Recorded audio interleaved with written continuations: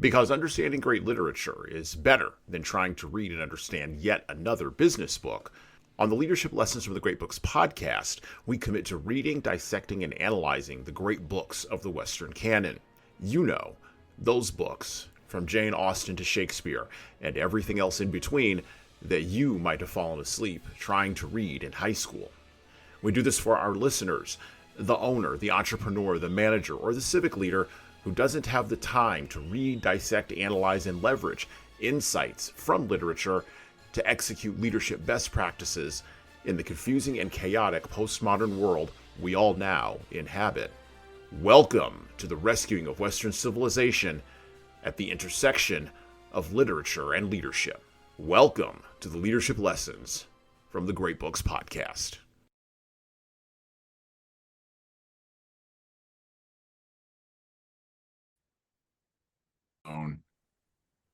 All right, giddy up. Leadership Lessons from the Great Books podcast, episode number 169, with Tom Libby, The First World War by John Keegan, in 3, 2, 1. Hello, my name is Jesan Sorrells, and this is the Leadership Lessons from the Great Books podcast, episode number 169.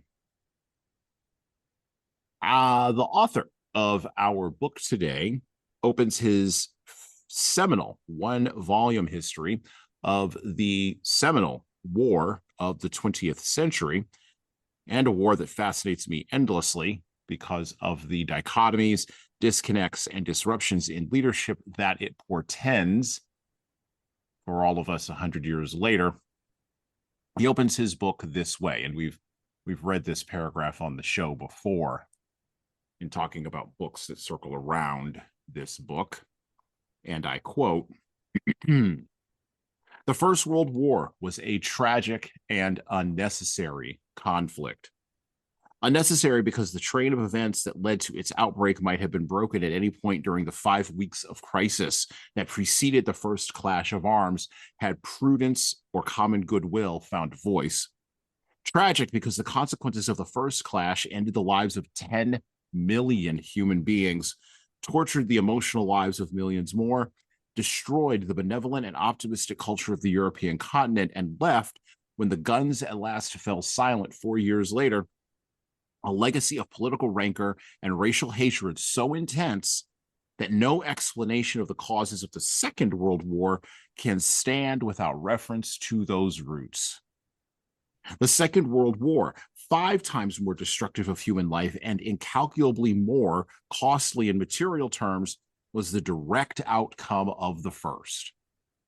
On 18th September 1922, Adolf Hitler, the demobilized front fighter, threw down a challenge to defeated Germany that he would realize 17 years later. It cannot be that 2 million Germans should have fallen in vain. No, we do not pardon. We demand vengeance." Close quote. Today on the show, finally, after all this time, we are going to tackle the 25-year-old volume. You can see it on the video right there if you're watching at home. The First World War by John Keegan. Leaders, the First World War was an absolute waste of blood and treasure among the fields, the marshes, and the villages of what we would call pre-modern Europe. And the postmodern world we now enjoy wouldn't exist without that waste. And of course, I'm joined today by my usual partner in crime and in book analysis, Tom Libby. How you doing today, Tom? I am living my best life, my friend. There you go. And I don't think you would be living that best life unless World War I had happened.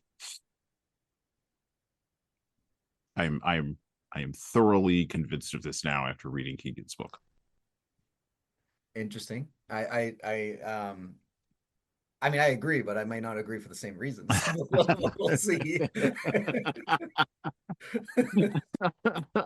So, as usual, what we do with copyrighted works is we summarize ideas and we bring larger ideas to our conversation. And we're going to do that today with the First World War. When you open the book, and by the way, the volume that I have is published by Vintage Books, a division of Random House, and it was published in 1998.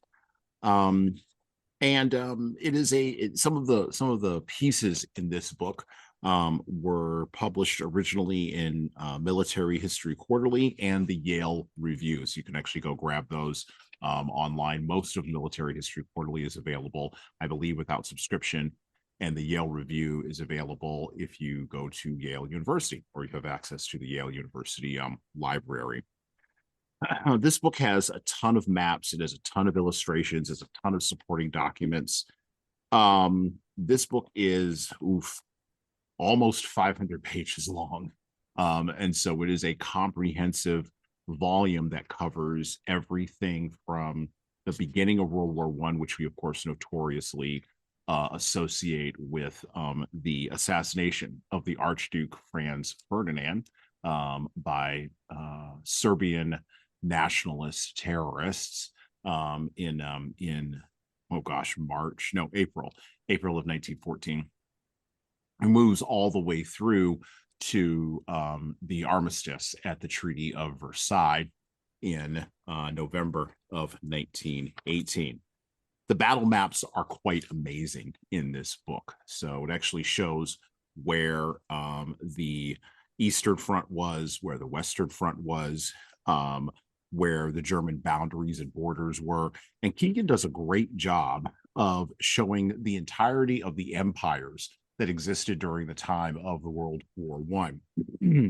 So there was a British Empire with 400 million people.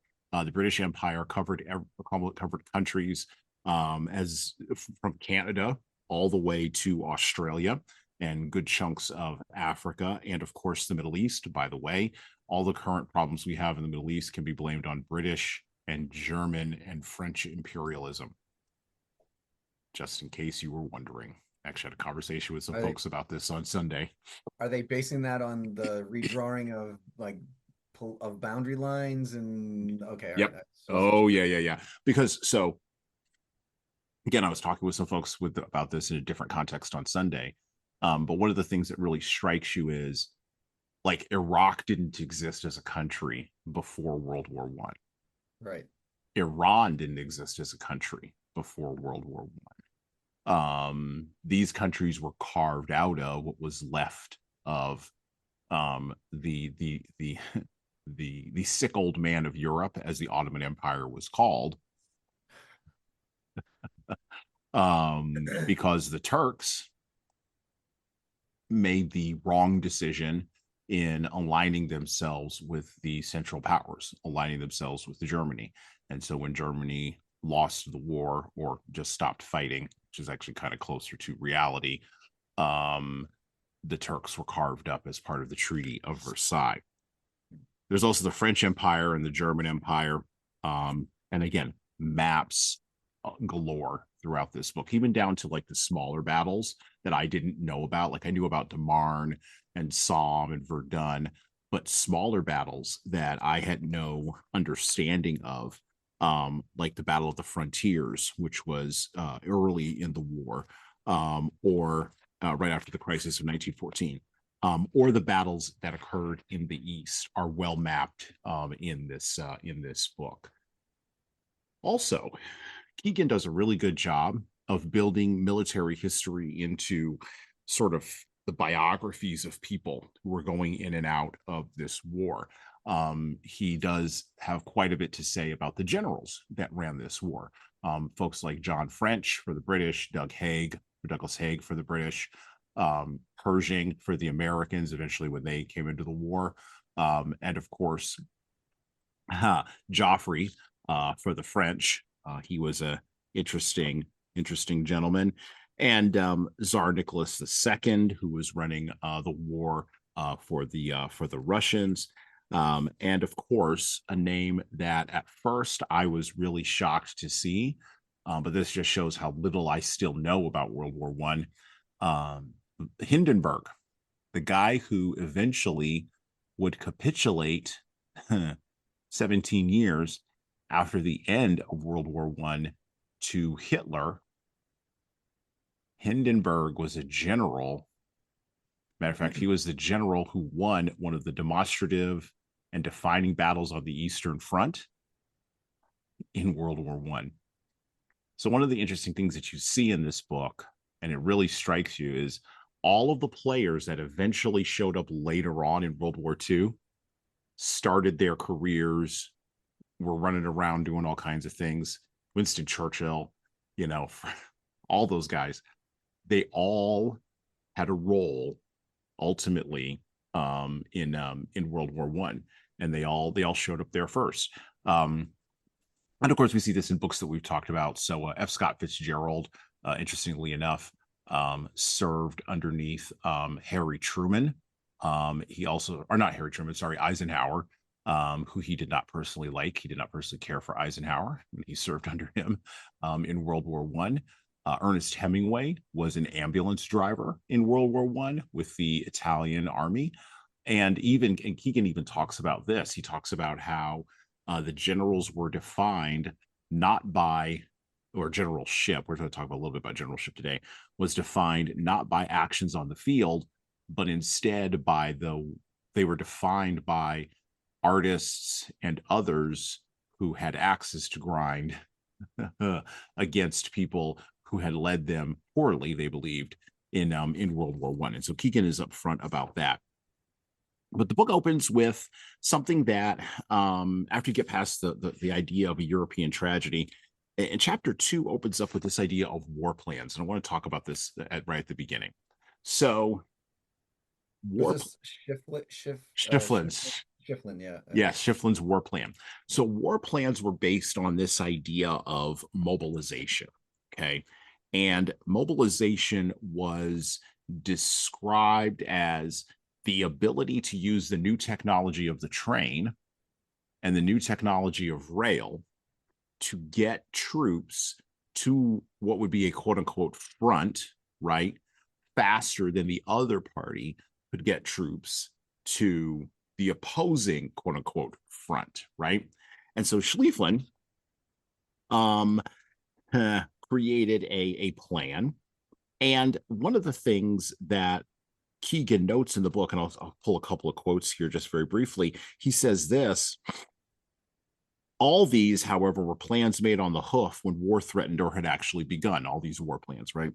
By 1870, though Napoleon III, who was prime minister, I believe, of France at the time, did not appreciate it, a new era in military planning had begun, that of the making of war plans in the abstract. Plans conceived at leisure, pigeonholed, and pulled out when eventuality became actuality. The development had two separate, though connected, origins.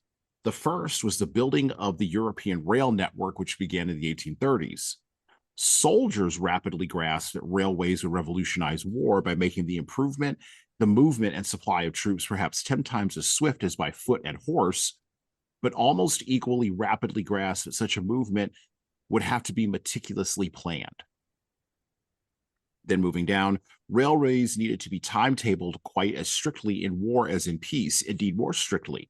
19th century soldiers learnt for mobilization required lines designed to carry thousands of passengers monthly to move millions of troops within days.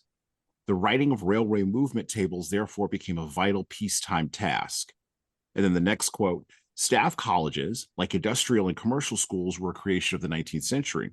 Napoleon's subordinates had learned their business from their elders, and as they went along, their practical mastery persuaded their competitors that expertise must be systemized. So you had three things that came together, right? You had the development of the European rail network, you had the technology of the train, and you had the systemization of learning that was occurring between the 1830s and the 1890s in Europe. And where the hammer fell the hardest on this, Tom already brought this up, where the hammer fell the hardest was in Germany. And Schliefflin's plan was developed as a way, oh no, as an outgrowth of the war that was briefly fought in the 1840s between France and Germany, and Schlieffen created a mobilization plan that required, and this is how you know it's German engineering, precision, timing, exactitude, and had little room for error. And he did it at a war college without ever having to set foot on the grounds of war himself. Well, if you again, I'm pretty sure in the book they talk a lot about his education of himself. He Yeah. educated himself quite a bit behind, and those a lot of those war plans were foundations from other the Punic Wars and Mm-hmm. all the other stuff. Like so he studied that stuff probably more than I've ever read anybody else studying that stuff. Like Oh, from what I absolutely. understand, he could pinpoint failure points Mm-hmm. based on just logic, right? Because Mm-hmm. of course, hindsight is 2020, and you can look back on something and definitely see your areas of error. You it's very difficult to do looking forward, but I also got the feeling from this part of the book that this is kind of where our modern day war games come from. Like Yes. if you think of Yes. like the joint like we do a lot of naval war games with like the other the British Navy and et cetera. Mm-hmm. We invite a lot of countries into these war games, mostly allied countries, and we have allied countries play the evil empire, so to speak, right? Like they'll play the enemy. But I got the vibe like in reading, I was like, this has to be where this comes from because a lot of stuff that Shefflin talks about is like is trying to use the past to have foresight into where you can visualize those mistakes before they happen. Now, Mm-hmm. granted, Germany, of course, they lost the war, so they didn't do that really well. But Well, they but did it. I would argue, I would assert that they did it better. They did it better on the Eastern Front than they did on the Western Front. well, because they've kind of been there, done that, right? Because Like again, they well, saw that, sort of, yeah, they but kind of also saw that. because, well, also because they, and this is the other dynamic that he talks about in this first chapter, or this first couple of chapters. Ambassadorship and Yeah, diplomacy yeah. was great power oriented, which we don't think about great power diplomacy anymore. Like we're in a weird historical moment 111 years later that people back then who were diplomats and ambassadors would not recognize now. Yeah. So back then there was no NATO, there Well, was UN, there was and no none of that. and to be honest, it's not even 111. I remember as a kid and thinking that like the ambassador to England or the whatever the U.S. ambassador that was a pretty prestigious position. Mm-hmm. And today, if you ask somebody, they're like they don't even know who the ambassadors are anymore. Like they don't care. Right, they don't It's like care. do we have an ambassador in Afghanistan? I don't know. I don't care. Oh Like yeah, we do. I know we do. I'm just saying like Yeah, yeah. if you ask the majority of people, they the ambassadors around our ambassadors around the world have very little power, so to speak, or very little agency. Well, Like and right, and and that's as a result of they're World War supposed to One. speak for they're supposed to speak for our leadership, right? They're supposed to be Mm-hmm. there in their stead, and yet none of us think that they have any authority whatsoever, or that nothing like I'll tell you the weirdest thing that was ever said to me. The weirdest thing that was ever said to me. I belong to an organization. I don't know if you want me to name them or not. I don't care. But so okay, if you've never met anybody who was on in Rotary, like a Oh yeah, Rotarian, mm-hmm. Yeah. okay. So I was in Rotary for a long time, and I was told at one point or another that if I was ever in a foreign country and in trouble, to Mm-hmm. find another Rotarian. Don't worry about the U.S. ambassadorships. Find a Rotarian because the Rotarians will treat you better than the U.S. embassy in any country around the world. Like, and I'm paraphrasing people, by the way. But when I was said that, I was like, hold on a minute. Like, I What kind have of secret handshake club did I join? exactly. No, seriously, exactly. I was like, is this like the modern day version of the Masons or something? Like, like what the Masons used to be again, because the Mm-hmm. Masons aren't what they used to be either. But I'm like, I was very confused by this. But let me just tell you, I happened to be in a foreign country. I was not in any trouble. I just happened to see where a Rotary meeting was being held, and I just asked a question. I was like, "Oh, this is you guys. I'm a Rotarian too." And this happened to be in a restaurant, and I was treated like a king. Like it was like, oh, come sit down. This is our best table. And I'm like, what the hell is going on right now? Like I was really confused by this, but it it did lead me to believe that if I was ever in real trouble in a foreign country, if I could find a Rotarian, that they would help me in ways that a normal civilian wouldn't help another normal civilian. You know what I mean? Like It's it like was very bizarre. it's like the Rotarians are like the more buttoned up version of the A team. Like Yeah, it's I mean, right. there you go. Yeah. You Like, know, well, no, but like, so then I started asking deeper questions, and it was like, okay, so what is it? What exactly does that mean? And here's the thing: in some countries, if you are in trouble and let's say you're arrested in a country, the likelihood of you getting to an American embassy is slim to none. Like right. it's Yeah. very unlikely that you're now you can make your call to the American embassy and they can start political whatever dialogue, whatever. But if you're in trouble and you go to a Rotarian, Mhm. again, what I'm told is they will get you to the embassy no matter what. Like they will find a way Mm. to get you to the embassy. They'll help you in ways that somebody like making a phone call can't help you. Yeah. Like Yeah. and I was really struck by that. And so what to go back to now my previous statement, it alludes to what we think of as our embassy as our ambassadors today. Like we don't think of them the way that they did back in the early part of the 20th century. Well, and this gets to sort of an idea that we talked a little bit about in when we were talking about, oh gosh, And I'm not suggesting the governments think of them that way. I'm talking about the citizens. no, the Like citizens, right? we don't view the ambassadors as having any authority but Right. maybe our government still does. I don't know. Oh, no, no, no. Our government does. I mean, those are still plum positions that people fight over in Washington, D.C. or wherever, mostly Washington, D.C. And they are still positions that are delivered to people as oh gosh, that are delivered to people as Rewards. rewards, right? As plum It's rewards. You the still whole have it's to still the a victor thing. go the spoils kind of scenario. Exactly. And every administration does this, Republican, Democrat, doesn't matter. Um, no, this reminds me of something that B.H. Liddell Hart brought up, right? And why we don't learn from history. And it's very stark. You can see it very starkly in World War One. So ambassadors and prime ministers and ambassadors, prime ministers, and diplomats did not have, yes, the League of Nations didn't even exist yet. So they didn't have a way to communicate quickly, right? Or efficiently. And this is the other thing, even more than the lack of communication, because the telegraph was just becoming a thing and radio was just becoming a thing as far as a method of communication. You saw this in sea battles between the German U-boats and the British Navy, the British naval fleet later on. And Keegan does an awesome job of talking about those battles, which I had no idea about. That's just kind of amazing. Um, but the diplomats and the ambassadors, they still operated as an aristocratic class. So the people that got those jobs, the people that were doing that diplomacy, were like the cousin of the Kaiser, right? Or the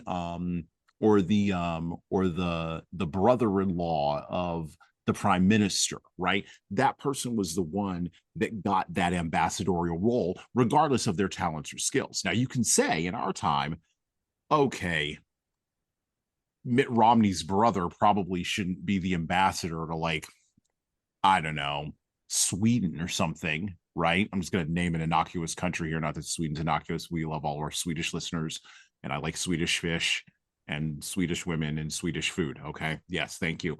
And Mitt Romney, if he'd been president, I don't know that his brother, by virtue of running a sovereign wealth management fund or whatever it is his brother was doing, I don't even know if Mitt Romney has a brother. It doesn't matter. Just the example I'm using. I don't know if that guy's qualified to go be the ambassador of Sweden. He's probably not. But it's interesting. We're more comfortable with the idea of an unqualified stranger who's connected, or even an unqualified kid or a relative who's connected to the person in power. We're more comfortable with that in an American context now, post World War One. And people pre-World War One and up to World War One, they didn't even think about like the structure of all of that. And so you had diplomacy that was run basically on a summer schedule. people who were making war plans and mobilization plans based on the new technology of the rail and the telegraph and the telephone. And then the third thing here, and this is the war college piece, and then the fourth thing here, which, by the way, Keegan brings up here, I love this quote. He says this: the effect exerted by paper plans on the unfolding of events must never be exaggerated. Paper plans do not determine outcomes. The happenings set in motion by a particular scheme of action will rarely be those narrowly intended, are intrinsically unpredictable, and will ramify far beyond the anticipation of the instigator. This whole section just you're gonna laugh at me, but this whole section reminded me of one quote from one obscure quote from an American boxer that said, "Everybody has a plan until they get punched in the face."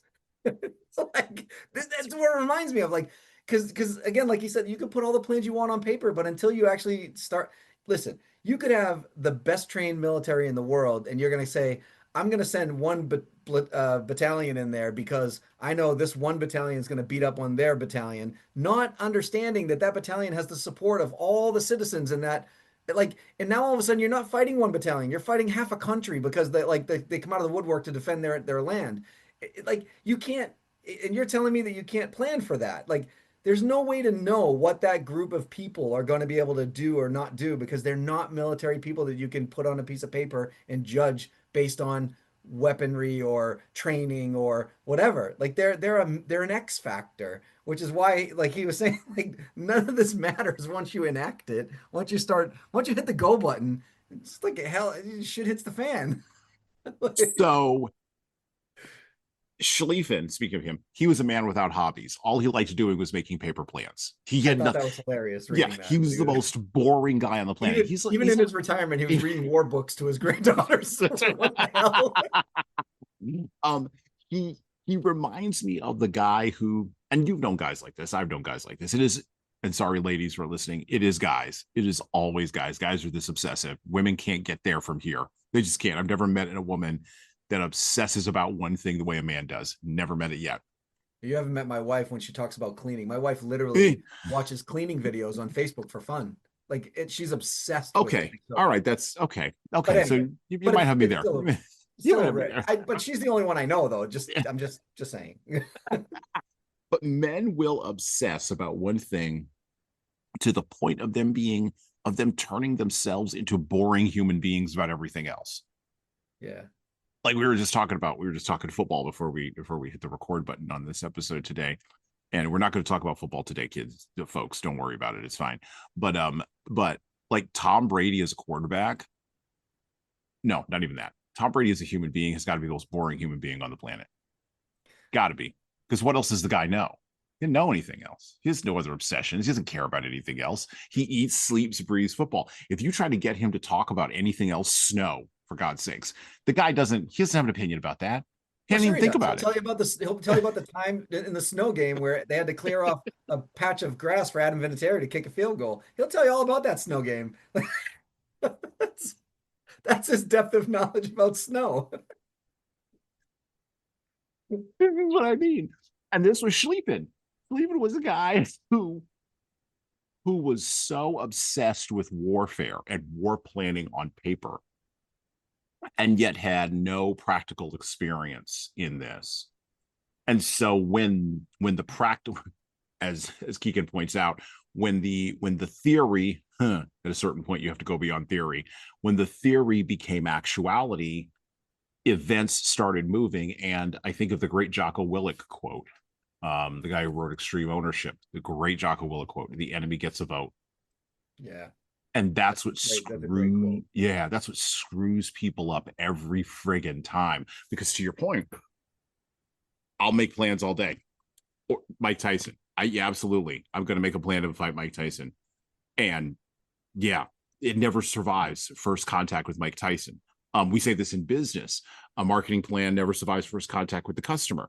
Like, you could plan the greatest marketing plan for your product ever. And we work in another project where we do that kind of work with startups. And the second your customer tells you something that's something totally that you did not anticipate or expect, or behaves in a way that you did not anticipate or expect, There goes your plan. Now, what most people do is what in marketing or in fighting or in war planning, and in war planning, it has dangerous results, which is where the First World War came from. Most people don't know how to abandon their plan. They don't have the courage to let it go.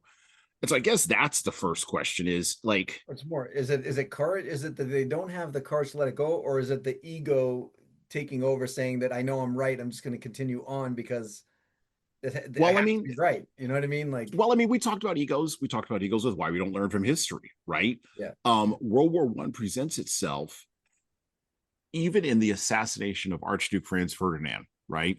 The egos of the Serbian terrorists who were convinced that they would get their independence because they were nationalists if they just killed this guy who was representative of the Habsburg Empire, by the way, the Habsburg Empire and the Austro-Germany, or not Austro-Germany, Austro-Hungary Empire, all of that. We don't even think about any of that stuff anymore because all those parts of Central Europe look totally different now. Talk about redrawing lines on maps. But the Serbians, the Bosnians, the Greeks, all of those countries, all of them were hyper nationalistic, which means they were almost exclusively driven and represented, and even they even had their positions of power filled by men who had egos as big as the kings and queens of the big empires of England and France and Russia and Germany. And they would take the Pepsi challenge against anybody else's ego on that continent. They were fine with that. And so egos, right? Like, how do you,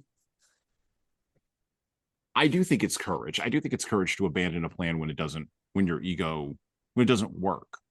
Um, but in business, because this is a business podcast too, um, how do you abandon that plan? Like you put millions of dollars in there or hundreds of thousands, depending upon what level you're at. And now the customer says, no, I don't want this thing. My behavior says I want this thing. People have no answer. People struggle with this. Massive business people struggle massively with this because you can either fight the market, you can, and not get anywhere, or not get to the place that you want to go. You can go with the market, and then you can be seen internally as sort of being wishy-washy after you did all this planning, or you can do nothing, and then the market just runs over you.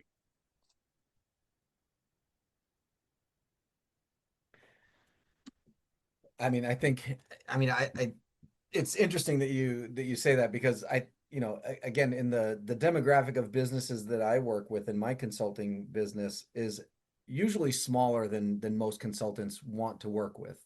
I have Mm-hmm. no problem working with a $5 million a year company, which to most consultants, they're not big enough to, they're a speck, they're a blip on a map, right? A speck on a Yeah. map. One of the things that I think, and I have conversations with them way before we transact any money or any money passes hands. And one of the first questions I ask them is, how willing are you to pivot? And if their answer is even remotely too tight for me, beyond my, then I don't take them as a client. That's really what dictates whether or not they're a client for me, is their intestinal fortitude of openness, right? Like of Mm-hmm. willingness to look at actual analytical data, to your point, because a lot of times people will look in business and to your point, where they go down a certain path and they're not willing to leave that path. A lot of it is because whoever is leading them down that pathway, if they're asking them to change, they're not giving them enough data. Usually it's because they're not getting enough information. Now, to your point about, hey, listen, if I said to you, hey, son, you're running this company, I'm your marketing advisor, and I say to you, hey, listen, our customers are telling us this, we've got to change directions, and you go, no, that's not enough to go by. We're not changing directions. And that's usually how it happens. But had I said to you, our customers are saying this, here's where all the analytical data lies, all the numbers are saying that we're on the wrong pathway, and all indications say that if we shift over to this new path, we're going to gain traction here, here, and here, and here's why. That now you're, if you say no to that, by the way, as your marketing consultant, I'm out. If you said like Hmm. I'm going, okay, then you don't need to pay me anymore. And by the way, I have literally said this to people. You're not taking my advice based on all the analytical data that I'm giving you.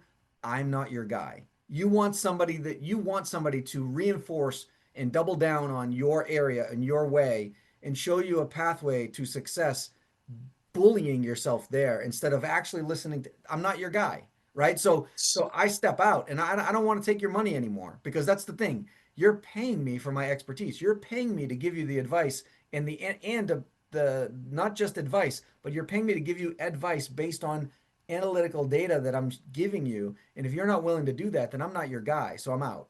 And So the and the thing in World War I was the diplomats had their own silo, the kings and queens had their own silo, yeah, the war colleges had their own silo, and even inside the war colleges there was class stratification like nobody's business, yeah. because this was a European war. The Americans didn't get in until late.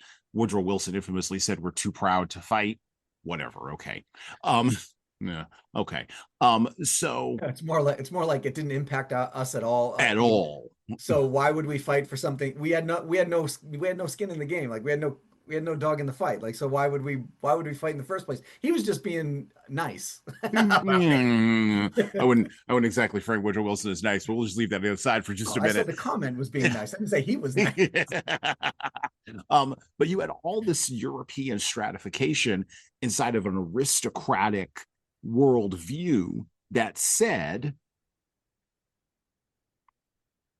even with the Enlightenment, even with the American Republic, even with the revolutions that had been fought, even, I mean, Europe had enjoyed a long 19th century up to that point, right? They had some systems post Napoleon that sort of kind of in the middle of the 19th century kind of ameliorated some things, but they still had the Crimean War, they still had the Boer War, but those wars were far away in their colonies or in other countries that they didn't care about, right? And so the bifurcation of, and I loved how you use the term, lack of data. Not only did they not have data in going forth on this war, they had an attitude, and Keegan nails this almost perfectly. They had an attitude where you, as a, if you could go back in time, Tom, outside of your own lifetime, yeah, Yeah. and talk to these people, not one of them would listen to you, and not because of your class status or because you're an American or a weirdo out of time, not because of any of those reasons, although they would layer those in. You they were playing a game where the rules involved their egos and not data. And I don't think we're any better on that now, even with all the data we have at our disposal.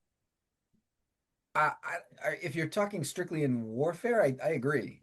I think Well, in you're right. anywhere. I mean, But I was business, thinking, warfare, anywhere. well, like I was saying, in business, and again, I do think that I think there's a split. I think there are people in business that will absolutely make judgments on data and will actually make business decisions based on the data that they're seeing. I do think that that exists in business.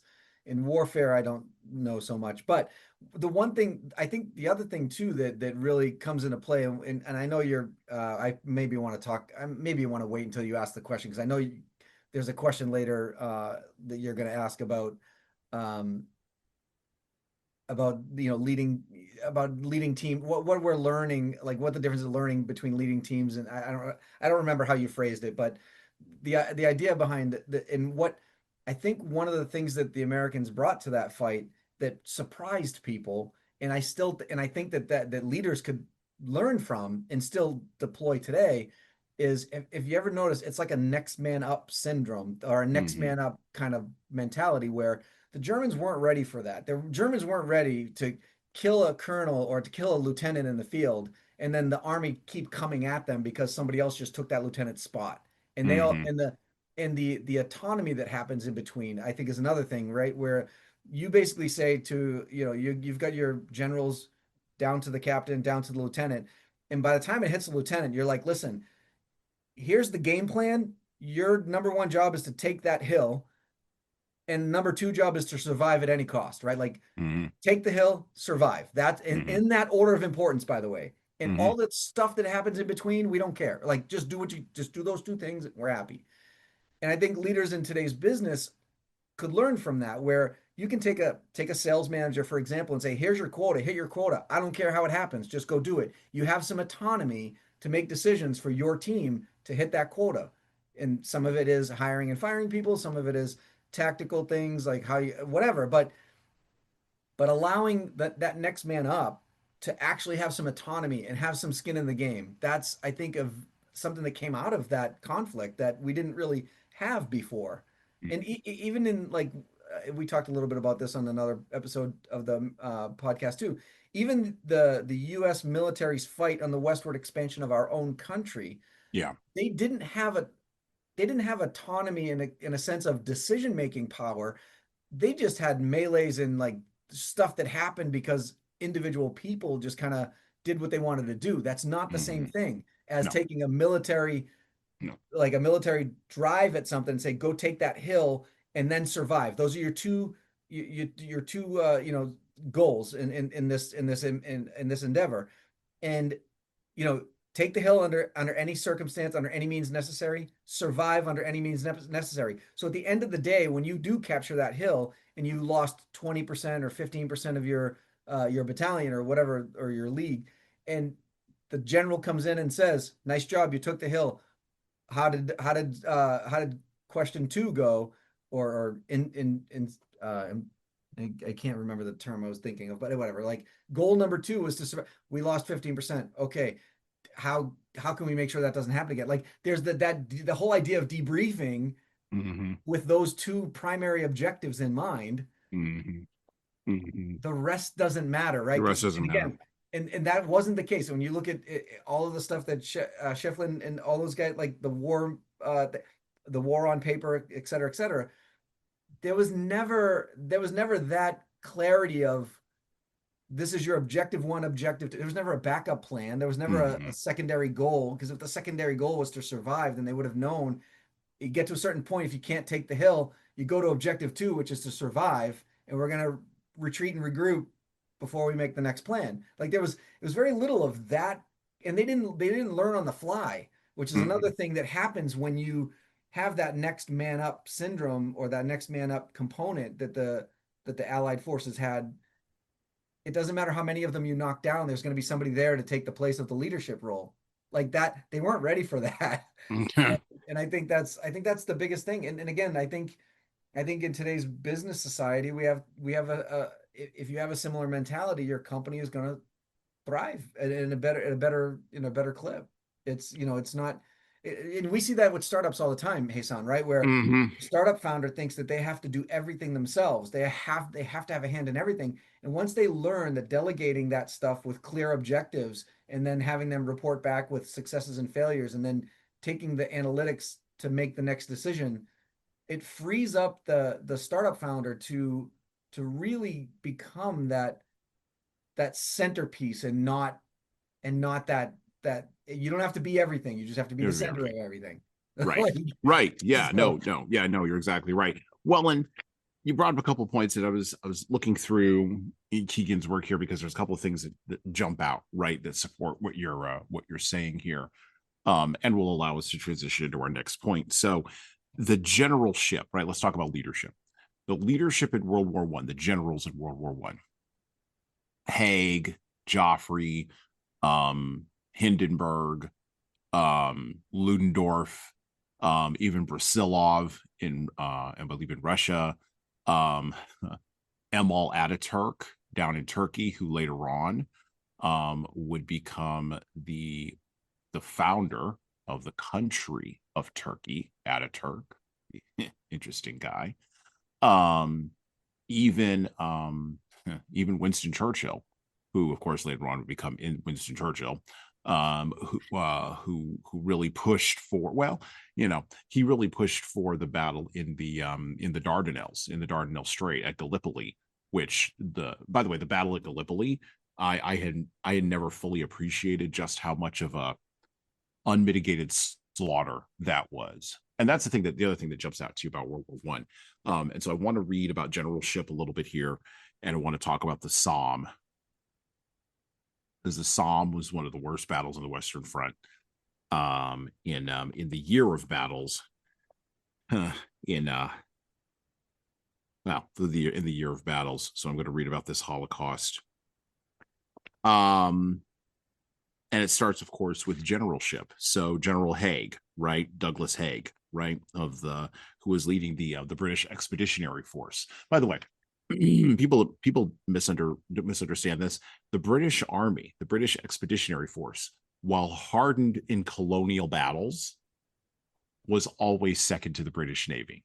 And this is just sort of how it works, right? In certain countries. We even saw this in World War II, where, interestingly enough, the Air Force, as a discrete service, had to really fight to get out from underneath the auspices of the Army and even the auspices of the Navy in the Pacific. Like, the Air Force had to fight to become a discrete service, and still has a chip on its shoulder to this day about being a discrete service in the U.S. military. So Haig ran the British Expeditionary Force in World War One, and Keegan says this about Haig, and it's interesting when he describes the personalities of these men. He says this, and I quote, "Haig, whom his contemporaries found difficult to know, has become today an enigma. The successful generals of the First World War, those who did not crack outright or decline gradually into pessimism, were a hard lot, as they had to be with the casualty figures accumulating on their desks. Some, nevertheless, managed to combine toughness of mind with some other striking human characteristic.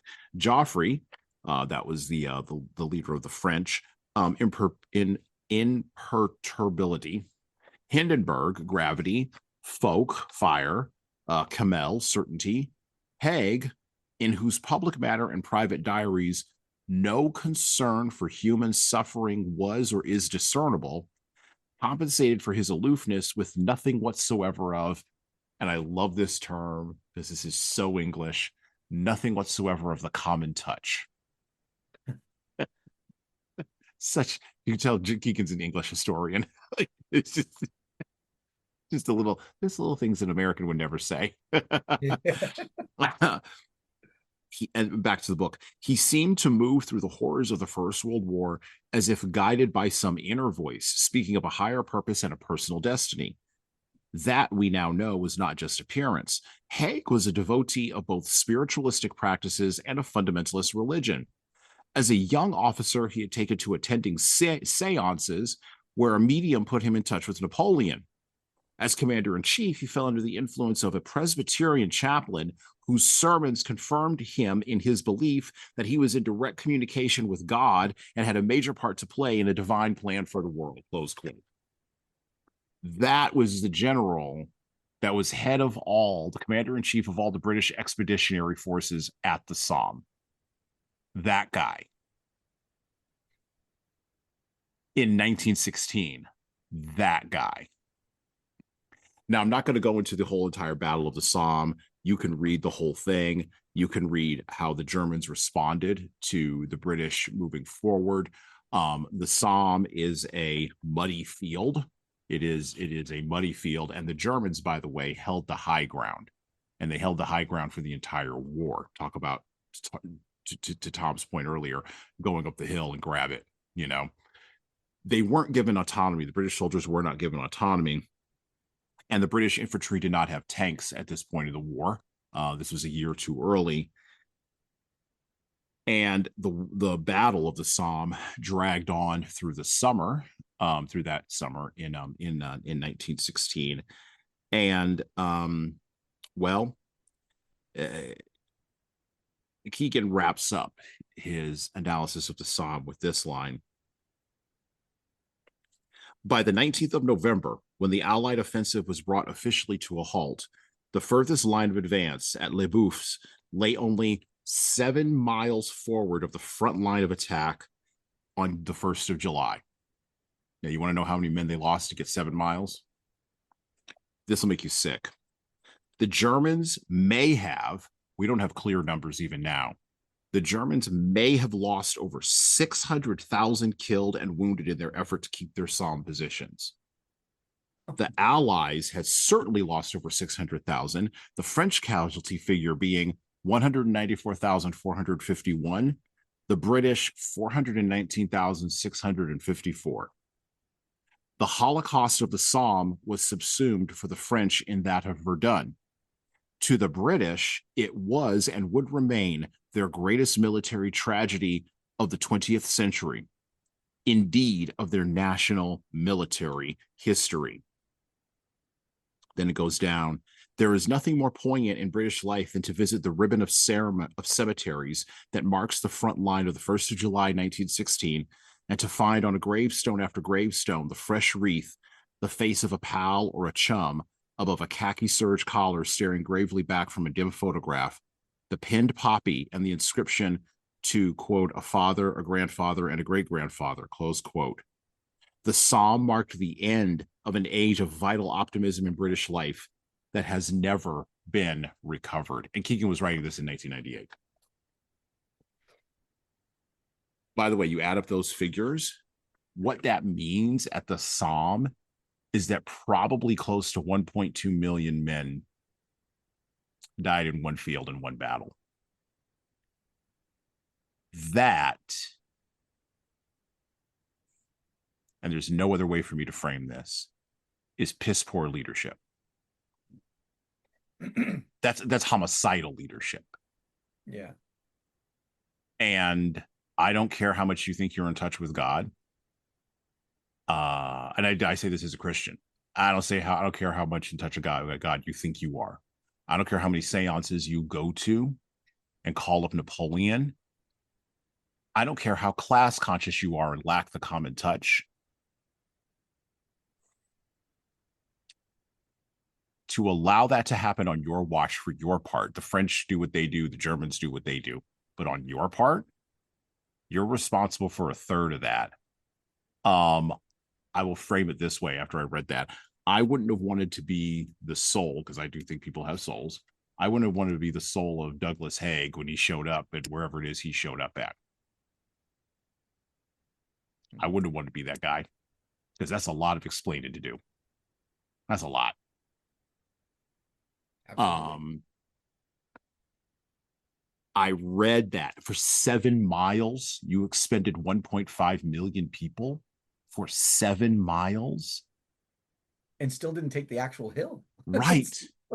Right. You did not actually achieve the objective. I mean, I don't know the comparative numbers, but I'm thinking like, think of that same thing. I don't know. I don't think the numbers are going to be the same, but think of like Normandy or Iwo Jima. Yeah. Right? Like Iwo Jima, we took the hill. That was the reference point that I was using at that for that. And this is, by the way, folks, this is World War II, not World War I. But I would imagine the numbers of loss are going to be high. Yeah. Not that I don't know if they're that high. I mean, even Normandy, where we knew we were walking into, we actually knew going in that we were going to lose a good portion of men in that battle. We knew that going in, but we also knew that if we took that beach, that was going to basically spearhead the remaining part of the defense on inland, right? So like we had to have it, and that's kind of what I was, under any means necessary, you take the hill or you take the beach, but objective number 2 is to survive it so that we can actually hold it after the fact. That's there's purpose behind objective number 2. But I don't know what the orders were in the Somme. Like that doesn't make something there. There's a disconnect, right? Like that's the Battle of Normandy resulted in approximately 226,386 Allied casualties and around 240,000 German casualties, with an additional 20,000 French civilian deaths. But actually killed on that day, not just in the whole battle, but actually killed on that day was around 72,000 Americans. And actually killed on D-Day, on the day of the actual invasion itself, was 2,500 Americans and 4,414 totaled Allied troops, with approximately 153,000 wounded. significantly lower numbers in World War I, but still, to your point, we actually got on the beach. Right. Right. Right. And that's the thing. Like Hague, Hague at the Somme is probably the worst. But you have Hindenburg in the western on the western front, and Ludendorff on the western front. Then you had the French at Verdun under Foch and Joffre, those guys. The generalship, the piss poor generalship in World War One, is just kind of stunning. And when you read these numbers, and consistently when I read these numbers in Keegan's wonderfully written book,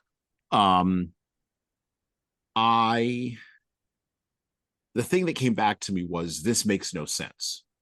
This makes no sense. This makes no sense. This makes no sense. Why are we expending men? And maybe this is something I don't understand, but the men didn't understand why they were walking 7 miles into barbed wire and machine guns. Like at a certain point, the Germans would, and this was in battle after battle, the Germans would stop firing the machine guns because the British troops or the French troops who were advancing would get caught in the barbed wire that hadn't been broken by the bombardments. By the way, the numbers of tons of material, they're still finding material in Europe from the battle, like from battles at World War One. Millions of tons of rounds, millions dropped on barbed wire. And because the way the Germans burrowed and trenched into the side of the mountains, and into the side of the grounds at the Somme, and particularly at Verdun, where the chalky soil was, where they could just literally embed like wasps' nests. They could just embed and stay in there, and then they come out and shoot you and just go right back in. Plus, there was no bombers. Like that wasn't a concept that really like existed until World War II, which prevented a lot of trench warfare or World War II from occurring, because now you could bomb from the sky, right? Which totally obliterates all of that. But the tons of material you had expended, and then the tons of men you had expended, the Germans would literally watch the British walk across no man's land after they had shot off all of their cartridges, and then they just stop firing and let them go back and carry their. Why are we executing people now? It was literally a firing squad that you're sending guys into. And to be a general, and I get it, you're at the back, you're having 3 meals a day, you're talking with some prime minister, you're managing the war. Telegraph lines of communication, which were a new thing, that were being put down at the time, were cut by bombardments. So you would literally send out a message in the morning.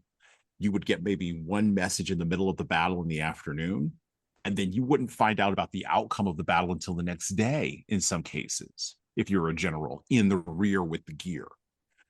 Unlike the wars of the early 18th or the early 19th century, where and Keegan even mentions this, at Waterloo, Wellington actually rode out with his men. Like he rode out, he saw Napoleon. He was like, "Oh yeah, that's Napoleon. Yeah, I got you, MFer. You, yeah, right there." I can see the whites of his eyes. Haig never did that. Haig didn't go out to the front. That was not a concept for them, because again, they were aristocratic Europeans. He didn't have the common touch. He wasn't going to be dealing with the hoi polloi and the people.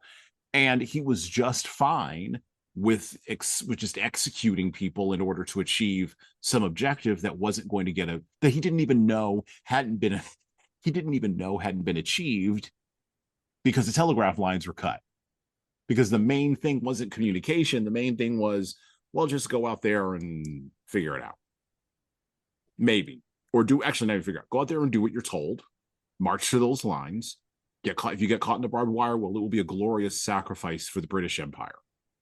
And there were people willing to do that. Hell, on both sides, on the German side, on the French side, on the English, there were. And this is a mindset we can't comprehend. No. We just can't comprehend it. It's like I said this to a buddy of mine who went to Iraq, and was a driver in Iraq for a couple of different tours. And I've said this to other buddies who went to Iraq and Afghanistan. Between Iraq and Afghanistan, I think we lost in America 8,000 people total over the course of 20 years. We lost our minds as a country. We haven't lost our minds like that since Vietnam, where we lost 50,000 people in like 17 years. Numbers that a World War I general would be peachy keen with.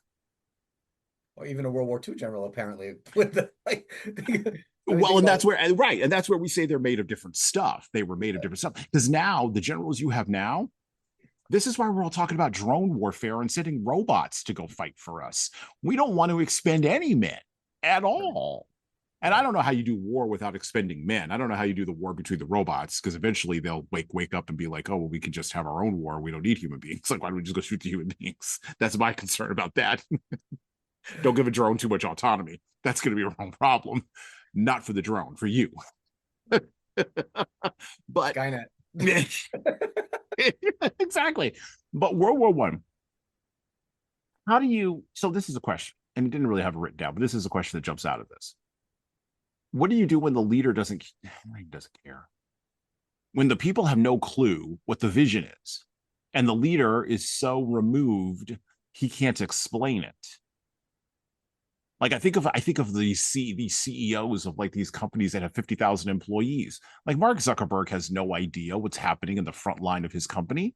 He has no clue. He can't. Or if he does have a clue, he would be the most unique CEO ever. By far, yeah. And I don't think he is. Well, I mean, or David Ellison or Larry Ellison or any of these guys running these big companies. What's his name? Nadella over at Microsoft. Any of those guys, I don't think any of them are unique. I think they're more like World War I generals than we want to admit.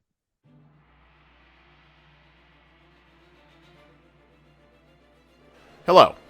So I'm going to do some shilling here, and hopefully this will be a pause in our riveting conversation for you. I have an offer for you. My most recent book is 12 Rules for Leaders, the Foundation of Intentional Leadership. It's available in paperback, hardcover, or as an ebook on Amazon, Barnes & Noble, Kobo, and any other place you order books. Now, in this book, I address the 12 leadership areas that I have found leaders need to be the most intentional in to be the type of leader followers actually want to follow. From establishing a foundation of leading teams through managing conflict effectively, all the way through leading teams through change, knowing what to do and why to do it can help readers, like the ones listening to this show, become better leaders. Look, reading this book and living it is like getting coaching from me directly without having to pay my full coaching rate. Head on over to leadershiptoolbox.us. That's leadershiptoolbox.us, and scroll down the homepage and click on the Buy Now button to purchase in hardcover, paperback, and Kindle format on Amazon 12 Rules for Leaders, the foundation for intentional leadership. And that's it for me. Now back to the show.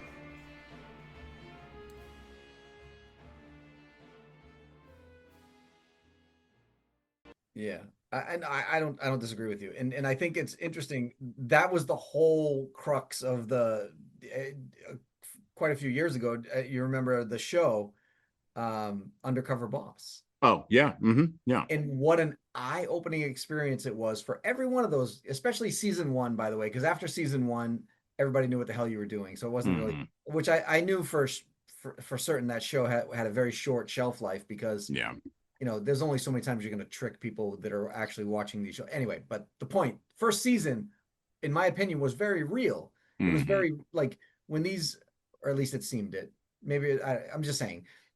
But when these CEOs of these bigger companies like Waste Management and whatever, like they go undercover and they go on the front lines and they realize what they're asking those frontline people to do for the money that they make.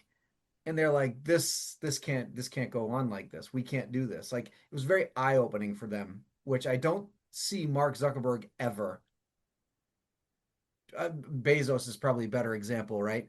Because I don't know what the front line of Zuckerberg's enterprise does, but I do know the front line of Jeff Bezos' group are some of those delivery drivers that are getting dirt for pay, working their knuckles to the bone, day in, day out, 6-7 days a week, and they're making barely enough money to live. You ask Jeff Bezos to go do that job and see what he thinks, but you know what? He won't. There's no way he would. There's no way he would. No, and he may be bereft of religion. I have no idea what his religious beliefs are, but the attitude. So we could read about a guy like Haig, right? And I picked him because he was the most, and I picked the Somme because it's just the most egregious example out of a Atrocious. whole Yeah. pile of atrocious examples, right? Don't get me started on what happened in Russia and the nonsense with their, oh my God, please. They they got the Lenin that they deserved. And I'm not talking about the Beatles guy either. So that attitude, that posture of, well, as Keegan said, not having the common touch, not being able to put aside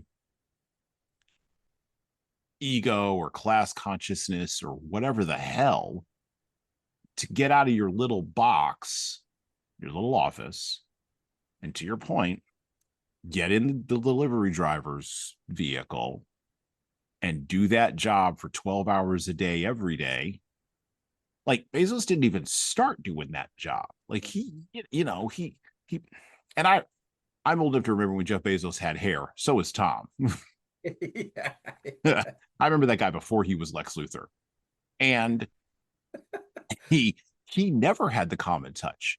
He was always an aristocrat. He always has had an aristocratic attitude. For God's sakes, the man was a finance major in college. Like, you don't go into those kinds of that kind of role because you really like human beings, because you have the like, because you have empathy for people as people, right? Because you don't want to waste human capital. You go into that realm. And by the way, all my finance people, I'm not knocking all of you. I'm merely saying about the attitude in there. Yes, there's different attitudes among finance folks. I understand that. And because two things can be true at once, the vast majority of finance folks I work with or have engaged with over the course of my career have been folks who really want to take a human being and turn it into a one or a zero or put a dollar sign behind it. And if they can't do that, they are confused by the question. And that is a failure of leadership. As a leader, you can't be confused by the human elements of the question. You can disagree with them, you can fundamentally dislike them, whatever, but you have to have it. You have to And care. why do boards I've often questioned this, and I've never asked this question of anybody else ever, Hassan. Yeah. You're the first person to get this question, but I'm Okay. curious to your opinion about this because I think you would know before most, or people that I know anyway, most people that I know. Why then do board of directors of big companies often look at the CFO as the natural successor to the CEO? That makes no sense to me, but it happens all the time.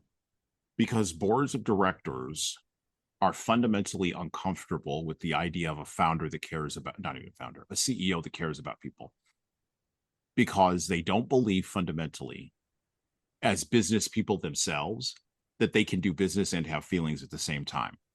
They believe that those And they believe those two and things are an anathema to each other, and that they wouldn't be able to make. I remember the line from this is actually directly from Emotional Intelligence by Daniel Goleman when he went and researched this back in the 1970s. He said that when he would talk to CEOs about being more human and more emotionally intelligent, they would say, I can't be emotionally intelligent because it will prevent me from being able to make the quote unquote hard decisions that business requires. that's a bunch of hogwash, and you know it.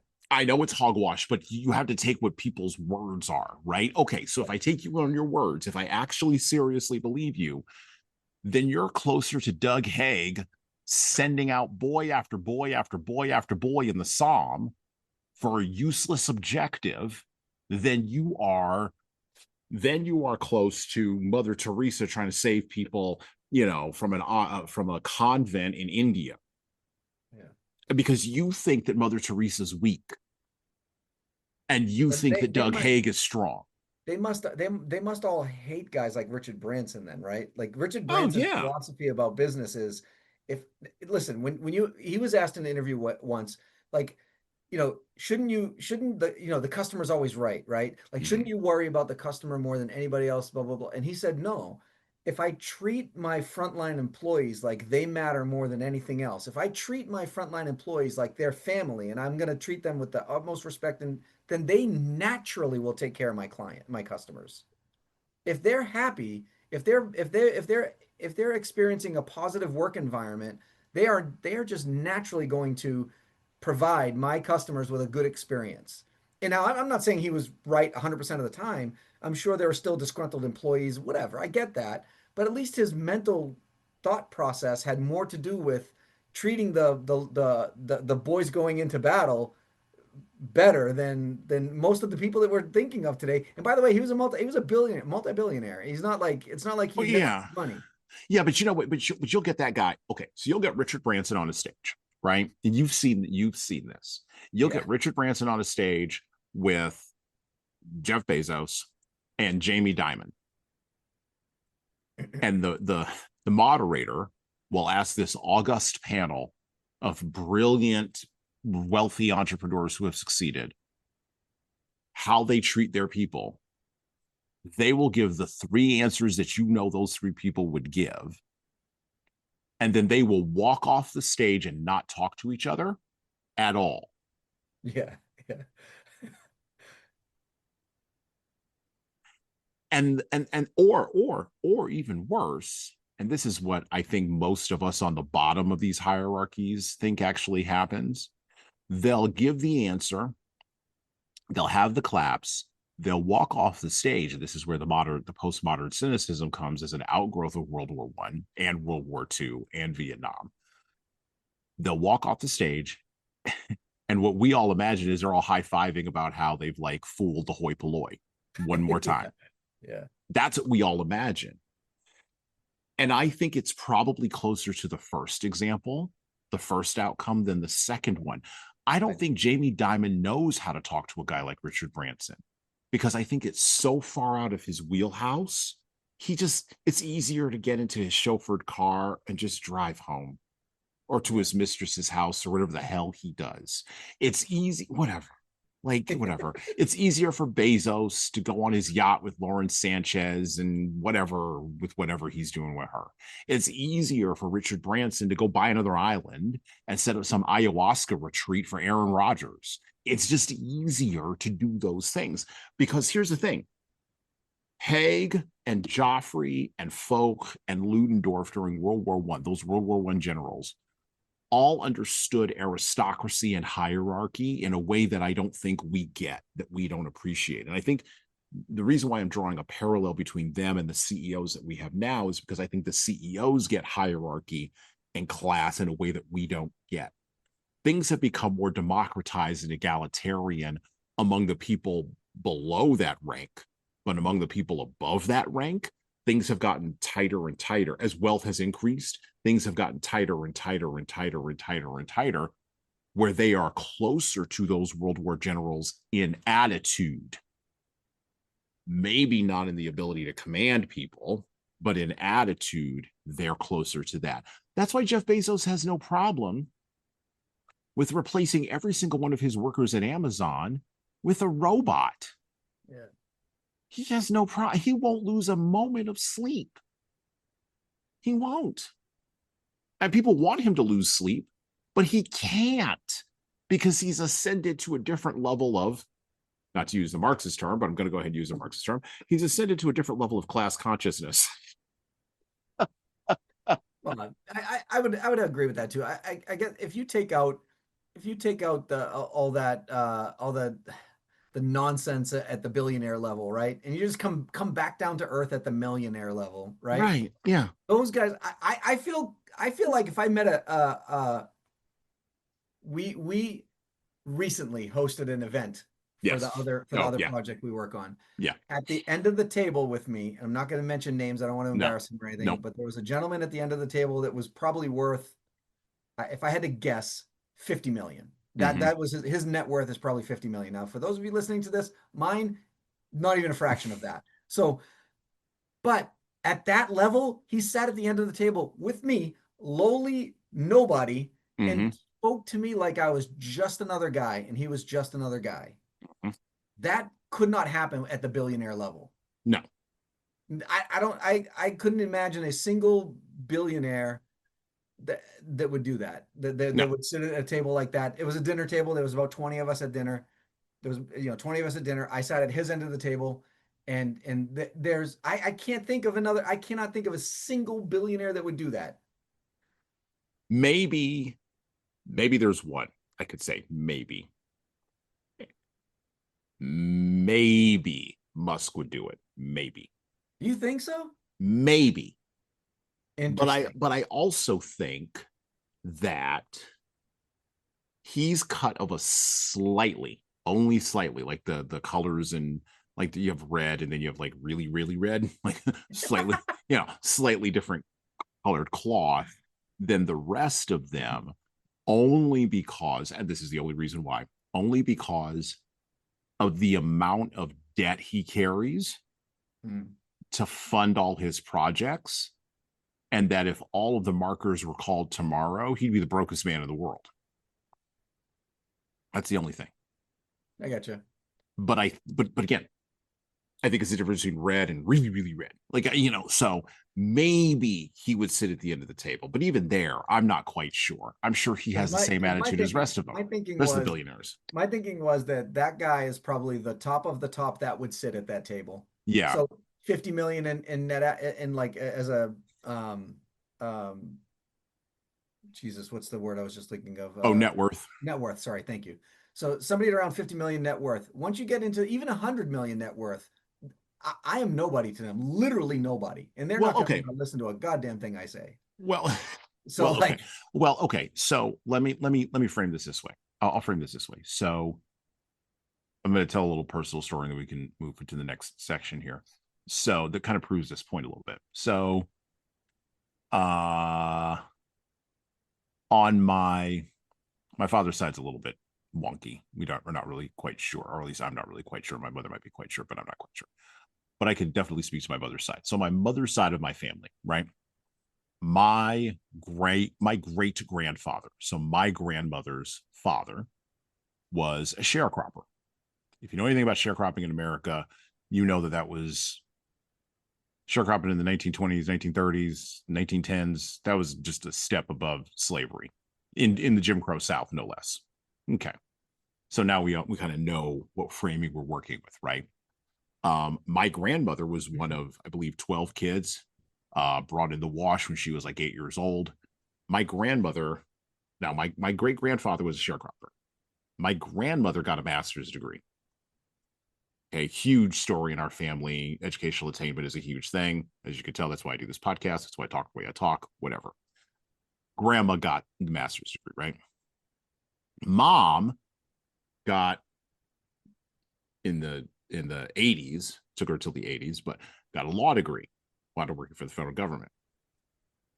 I stopped with my master's degree. My mother wanted me to go on and do other things, but I stopped the master's degree because I thought, well, we've had enough lawyers in the world. I think I'm good. I think I'm set. And that was as much of a tussle as you can imagine. Anyway, but I stopped at a master's degree, right? And one day I may get a doctorate. I don't know. Just depends. It depends. If it's something interesting, maybe, and I don't have to pay for it. If someone wants to give me an honorary doctorate, I'll take that too. Thank you very much. But I won't turn down the honor. But with each one of those steps, from sharecropper to where I am now, over the course of, let's just round it out, 100 years, right? It's taken 100 years for the side of my family that my mother comes from and that I am now the descendant of, to go from probably making less than $5 a month to where my current net worth is, which I'm not going to say what that is on the podcast, but let's just say I could sit at one end of that table that Tom is talking about and be comfortable. Now, I could always get more money, but I could sit at one end of that table and be comfortable and not feel as if I was an imposter sitting at that table. There's a long way from sharecropper to that table. Long way. And maybe my kid, one of my kids, will be a finance major. Maybe he will be. I have no idea. But he's going to go the next step up. He might get to that 50 million or 100 million. And the challenge that I see with leadership is Kanye rapped about this. People forget where they came from. For sure. People forget where they came from. And it's something as simple as that. Jeff Bezos forgets where he came from. So does Bill Gates. Bill Gates absolutely has forgotten where he came from. Like, if you had to knock Bill Gates down all the way back to putting together computers for, some club in the 70s, because his dad was a Harvard professor or whatever, he wouldn't be able to do it. He wouldn't be able to go back down there and start all over again. And I often think about that, like all these people, all these men who are our version of World War I generals in our time, they have forgotten where they came from. And that's the fundamental mistake. And so the question you asked originally about the boards are also full of people who are aspirational and want to forget where they came from. And the CEOs to CFO change, or as I put, we'll just use that. The CEO to CFO change, that shift, reflects an aspirational desire to have their stock price go up so they can move up chairs in that table.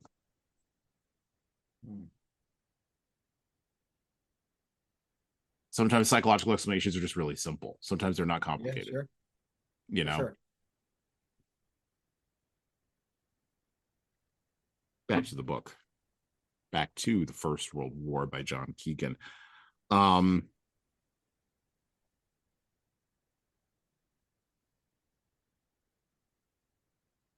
There's one other point I want to make, but I want to say this first. The book rounds out with a chapter entitled America and Armageddon, about the entering of America into World War I. One of the points that is interesting in this chapter, is Keegan's effort to pull apart why America's entry into World War I was so important, and the role of great power politics in a country that is currently in our geopolitical thoughts and minds. So Russia's exit from the First World War was because of German meddling and interference. Germany knew that Russia was having a revolution, and so they put a guy named Lenin on a train and sent him out through, I believe it was Finland Station, ensured his safe passage, and he wound up in Petrograd and started doing the things that, Lenin was going to do. The Russian Revolution and the Russian Civil War drained at minimum 10 million men from the Eastern Front, pulled them back into the country, and ensured that Germany would be able to hold the Western Front and be able to hold out against both the French, the combined will of the French and the British, by at least late 1917. That's why the Germans sent Lenin on a train to Petrograd. It was a tactical move that had strategic implications. However, what the Germans did not anticipate was the Americans showing up. Matter of fact, the chapter 10 opens up with this from the Secretary of State for the Navy of Germany, I believe. He said this about the Americans, and I quote, "They will not even come." Admiral Capell, the Secretary of State for the Navy, had assured the Budgetary Committee of the German Parliament on the 31st of January, 1917, because our submarines will sink them. Thus, America, from a military point of view, means nothing, and again nothing, and for a third time nothing.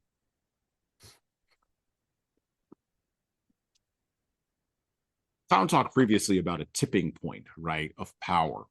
And initially, Germany's analysis of America was correct.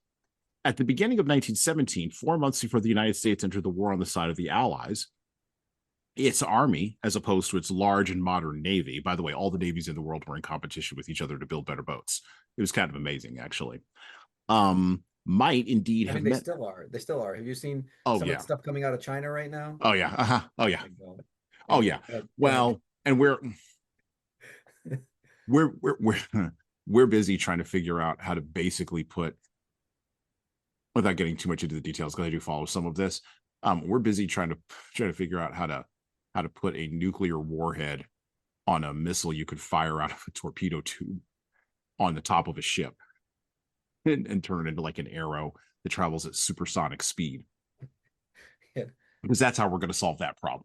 That's what we're working on. anyway, anyway, sorry. Go ahead. Go ahead. No, it's like so. So one of the things, just as a side note, so one of the things at the end of World War II, when we were doing the nuclear tests before we came up with the hydrogen bomb, Edward Teller came up with the hydrogen bomb a couple of years after the atomic bomb got dropped. In that couple of years, when we were testing um, uh, nuclear warheads, we had the idea to put, I think I've said this before on the show, but to put a nuclear warhead on a shell and shoot it out of the turret of a tank. This is why we're the greatest country on earth and also the most dangerous. This is why, because some junior officer, not even a junior officer, and I bet it was a Marine Corps officer, honestly, that's Marine Corps thinking. Like, why don't we just take this warhead and just put it on this thing and just shoot it at those guys? Yeah. Yeah. Make them smaller. Why are you making these giant, make them smaller with, actually, you know what? I mean, the logic and thinking there is not terrible. Plus, if you That's an think about American it, right there. That's how you know you're an American. no, because think about it. Plus, the destruction is isolated, like, right? Right. So like you can, it's not like you're, again, what we did to Hiroshima and Nagasaki was, in my opinion, just criminal. Not, well, maybe not criminal, but it was, I mean, it was world changing. we Obviously, it was world changing. we now have the option to have moral qualms about it, which we may not have had that option if we had not dropped the bomb.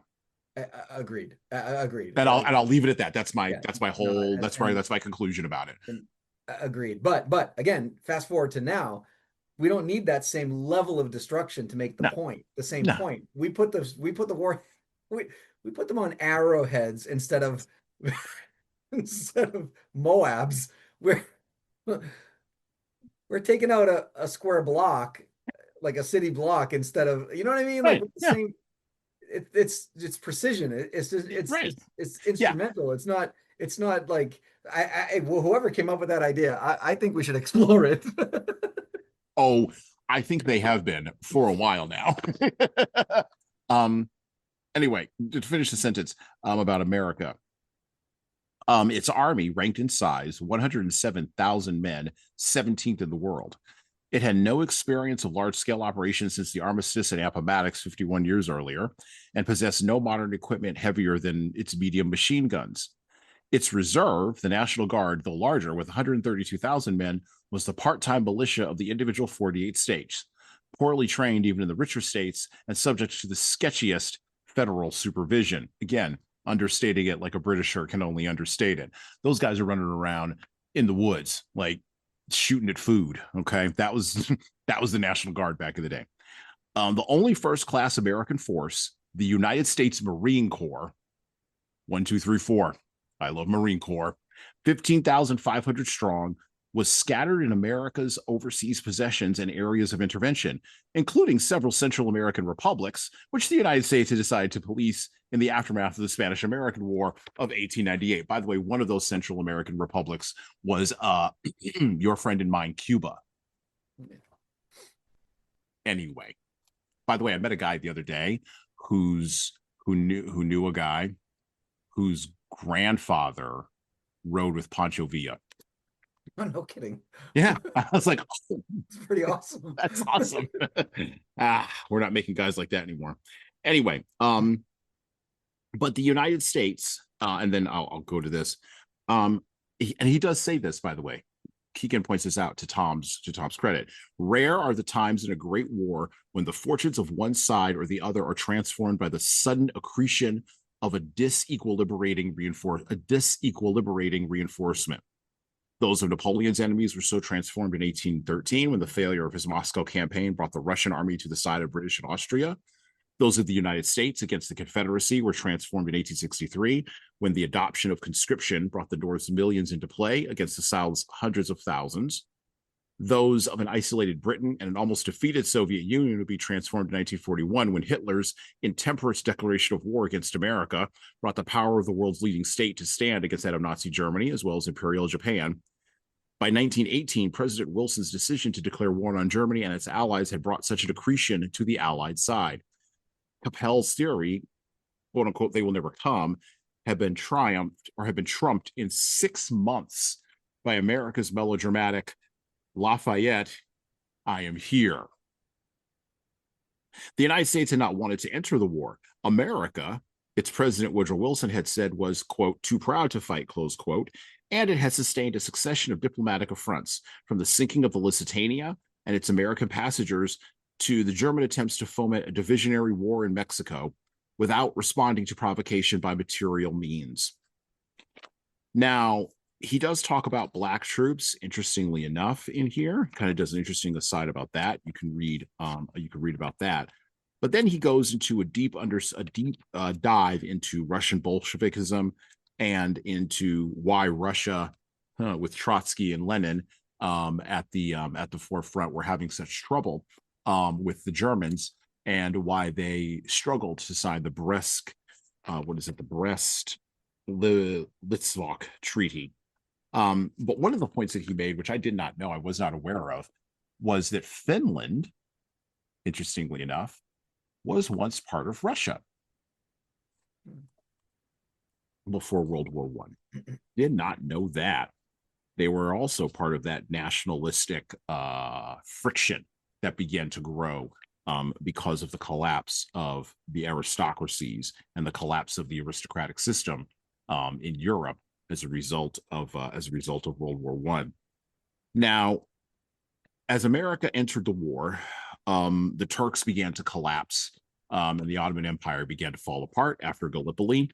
And of course, the machinations of T.E. Lawrence and the rise of the Arabs who wanted their own countries began as well towards the end of World War I, and of course has led to all of the current shenanigans we have around Palestine, Israel, Iraq, Iran, Syria, Lebanon, Jordan, and on and on and on.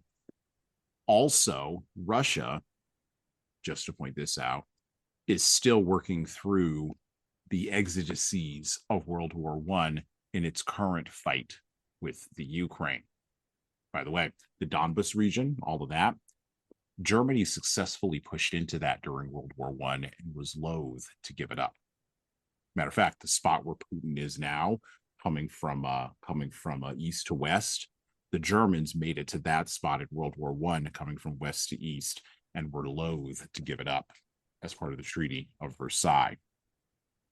The Ukraine has always had problems. In the close of our episode today, a couple of things that I would like to point out. As we've had a lively conversation, I would encourage you to pick up the First World War. I would also encourage you to pick up John Keegan's second volume, The Second World War, where he talks about in a one-volume history about everything that went on in World War II. A couple of things to point out here. One of the real stories, and we didn't talk too much about this today, but one of the real stories of World War I that often doesn't get talked about is the story of the friction that lay between local people who are focused on local battles versus elite people who are focused on more global concerns, right? And we even have this friction and this challenge today. One of the things that's geopolitically lamented with the rise of quote unquote populism is the idea that somehow, and there is a hook underneath this, that somehow being focused on local things for local people in your local backyard somehow makes you provincial or unable to understand global concerns. But then there's also the opposite side of that, where being too focused on global concerns and being too cosmopolitan leaves you at a remove, like Mr. Haig and many of the other generals, from what the actual local people who actually voted for you actually want. And I don't know how you solve that problem. But what I do know is that when both positions are hardened, it makes you blindly arrogant. And then you wind up in a space where war can happen. And I think over the last 100 years, we've been doing our damnedest as human beings to try to balance that and to try to avoid that blind arrogance. The other thing that we didn't point out too much, we kind of touched on it a little bit with the flattening of hierarchies, and we had our conversation about CEOs. Is this is sort of the last point I would make today. 100 plus years later, after World War I, at the close of World War I, with the death of the European aristocratic class, or maybe not death. That's probably an over exaggeration. It just goes into other places. Diminishment. Yeah, diminishment. Absolutely. The diminishment of the European aristocratic class. We live in a world where, particularly in America, where hierarchies are ruthlessly flattened in the pursuit of liberal egalitarianism. You see this in the way that, to go back to Bill Gates for just a minute, Bill Gates dresses. He dresses like he's your uncle from the 1980s. He may have forgotten where he came from, but he knows how to put on the uniform like he hasn't. And yeah, his Nikes are more expensive than yours, but they're still Nikes. There's something that has happened, and I think it's one of those undiscussed, unmentioned outgrowths from World War I, where hierarchies, no, you need leaders to do things, and you need leaders to be, at least the way humans have the pyramid set up, you need leaders to be at the top. You need people to execute, to be in the middle, and then you have a whole bunch of people at the bottom that are just walking around waiting for direction. This is how we have our hierarchy set up.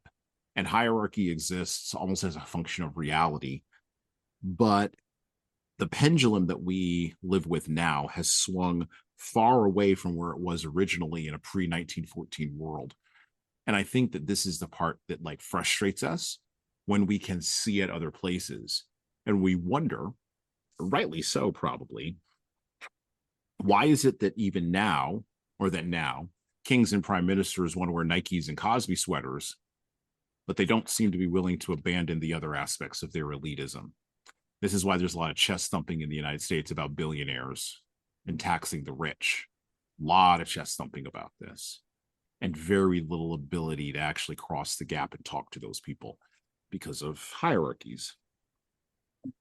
So those are some of the lessons that I have picked up from the war to end all wars.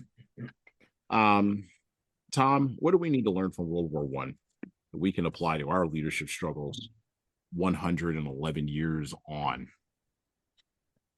I think there's, without getting, I mean, we could probably have another podcast episode just on this question alone, because I think there's a tremendous amount that we can think about from the technological advancements, right? Mm-hmm. Without World War I, we wouldn't have the tank, and every war, every subsequent war since then has introduced technology at a lightning pace, right? Mm-hmm. So like, so it's like that whole necessity is the mother of invention thing, right? So on at a company, at a corporate level, same idea. If your company is being threatened to go out of business, some sort of hostile takeover, et cetera, you're looking for some sort of technological advancement to save your skin, right? Like, so we learned that from warfare, that you don't have to lean into you can lean into the technology version of your company in order to try to save yourself and save your people. The hierarchy thing, I don't think I could really say a lot more to, other than the fact that I think it's changed from the bottom up, not the other way around. I think that the people on the bottom have forced the issue going up, because it's there is some realization somewhere along the line that somebody said, hey, without those people on the bottom, that company doesn't exist. So we have to act, we should know that we're important, and we should walk around as if we're no less important than the people above us. Hmm. So like now that being said, the way that you described it is perfectly okay with that thinking, because the people on the bottom that you were describing walking around aimlessly are Hmm. still doing that, even though it's the middle section that ties the two, right? Meaning like Hmm. the middle section kind of gets it. They weren't at the bottom long enough ago that they don't remember, and they want to get to the top, so they still aspire. I think it's Hmm. that middle section that really drives that. I think they drive it. I think they sharpen the knife at both ends, because I think they drive the Hmm. wedge. I think they drive the wedge at the top, and I think they absorb the wants and fears from the bottom, right? But I think they Yeah. do it very calculatedly, and I think that Yeah. that's that middle high part of the hierarchy that actually runs more of the world than we think it does. Yeah. From a corporate level, I'm not talking about the military, but from the war. No, I think So I think everywhere. No, I think you're right. I think everywhere. I also think it, and it just occurred to me. I just clicked over as you were saying it. This is the unintended consequence yes, of of the Marxist revolution in Russia, because what Marx, not Marx, yeah, what Marx was proposing was a rejiggering of class structures, sure, so that the proletariat would have shared common power or the means of production, or whatever fancy term Marxists are using now. I think they're still using means of production. I think Mamdani recently said that, the New York City mayoral candidate, talking about how we will redistribute the means of production. And yeah, I did hear that, and I thought, um, kiddo, you don't say that out loud. That's your, you don't let your inside voice out. Got to be careful about that. Like, you got to watch out for that. Anyway, um, but I think the knock on effect of Lenin actually trying to make that happen in a nation state like Russia during the course of all the chaos of World War One, weirdly enough, had a positive effect. And I almost never say anything positive about Marxism, because I think it's a terrible theory for how humans should be organized. Um, but I think it had a that was the one positive effect, is that the people from the bottom up could now push the issue more, yeah, because they actually had a material example of what pushing that issue meant. And by the way, I've always said on this on the show, people pre 1920, pre 1950 even, I'm willing to give grace to on Marxism. I really am, because you don't uh, know what you don't know. you don't know what you don't know, right? Yeah, You just don't. Hell, I'll not even 1950. I'll say pre 1930, because by 1930 things were starting to like sort of pop up under Stalin, where people were like, "Oh, this is not maybe the best thing." But up until that point, they didn't know. They actually genuinely did not know what this would look like in reality, and they wanted a chance to try it. And Lenin, even though he was a sadistic sociopathic murderer, gave them a chance to try it. yeah. Um, anyway, go ahead. So yeah, so the middle folks, the knife sharpens at both So then ends. a couple other things I think of is like, again, this is really where we start this is really the point in history where we start thinking we should play out scenarios in live action Mm-hmm. instead of just on paper, the war, Yeah. i.e. the war games, things like that. So that led to, again, so in corporate America, you're starting to, when you lay out your, earlier you talked about laying out the marketing plan. You're laying out these marketing plans. There are environments where you can test these things before you go live, so that it's basically our version of war games, right? How would you have focus groups, you have all kinds of things that you can test these things and start before you deploy your actual hard-earned money, so to speak. So between and then I think the biggest thing, honestly, that we learned from World War One is that adaptability factor. Mm-hmm. Like you're going into something full steam ahead, something happens, you have to change directions. I think it's the first instance of where we can use the term we need to pivot. Like right, like this is happening. We need to pivot. Let's focus our attention. Let's change the focus. And because that's what they did, especially once the U.S. got involved in the war. You saw that Mm-hmm. much more clearly when the U.S. got involved in the war, because the U.S. looked at it and said, "Hey, we got the smallest army in this game. We're not willing to lose our people, so we need to be better at this." Like, Mm-hmm. and you saw that when you saw some of the U.S. generals get involved, and you saw Yeah. some of the there was a clear, you're talking about the Somme and like there's other battles in there. There was clear differences once the US got involved in that war that said, we're not just going to throw caution to the wind. We're not just going to throw our boys to the wolves, so to speak. Mm-hmm. And you started in World War II as well. Like Yeah. it happens throughout the course of our warfare here. So I think World War I was really the epitome of all of that. The adaptability, the planning, the structure, the all, and again, from a corporate environment, what you take out of that is the exact same thing: adaptability, structure, and planning. Like the same lessons can be learned. It's just a matter of our deployment has less lives at stake. Although, Yeah. I mean, if you have a 50,000 person company that goes under, now you have 50,000 people unemployed. Right. Those lives are at stake. So, Yeah. you still got to think about from a leadership perspective. And I think the other thing is, we saw it, to your point about the communication and how communication was impacted in World War One. Warfare today, that's just not the same. It's not the same. Like Mm-hmm. we learned lessons from that we basically said that is never going to happen to us ever again. And Mm-hmm. again, if you look at companies that have been around for a significantly length of time, I'm thinking like the Hudson Bay Company that started in the 1800s that is still in existence today. It's a little bit different. I know. Don't come at me. I understand that it looks a little different today, but the foundation of that company still exists. The telecommunications company that's sprung up with Ma Bell and things like that, like companies that have been around, Rockport and some of these other companies that have been Mm-hmm. around for literally over a century. Mm-hmm. You think they do business the exact same way they did after World War? No, they like their entire business models have changed. They've adapted. They've shown that same level of adaptability, and which is why they've been around 100+ years. There you go. So there's mirrors involved in military tactics and military strategies to corporate tactics and strategies. There's direct correlations to how these things work between, again, next man up. We talked about, like, so you get a great sales manager, leads a great sales team. He quits because he gets offered a VP of sales somewhere else, Mm-hmm. and you got a next man up. Somebody has to take their place. So Yeah. you got to you move it, and you're not gonna stop the ship because one person jumped ship. You've got Right. to figure out a way to move the wheel, to move the needle, to keep the cog moving, and and having those, again, in World War One, it was one of the first instances of like that.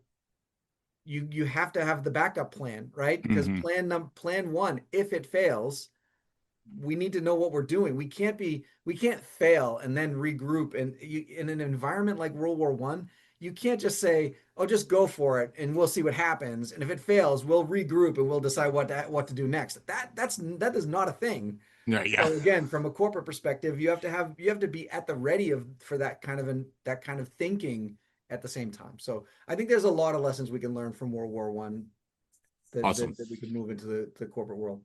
Excellent. Well, with that, I'd like to thank Tom Libby for coming on our show today and joining me. Always a pleasure. And, Always my pleasure. All right. And with that, well, we're out. Thank you for listening to the Leadership Lessons from the Great Books podcast today. And now that you've made it this far, you should subscribe to the audio version of this show on all the major podcast players, including Apple iTunes, Spotify, YouTube Music, and everywhere else where podcasts are available. There's also a video version of our podcast on our YouTube channel. Like and subscribe to the video version of this podcast on the Leadership Toolbox channel on YouTube. Just search for Leadership Toolbox and hit the subscribe button there on YouTube. And while you're doing that, leave a 5-star review if you like what we're doing here on Apple, Spotify, and YouTube.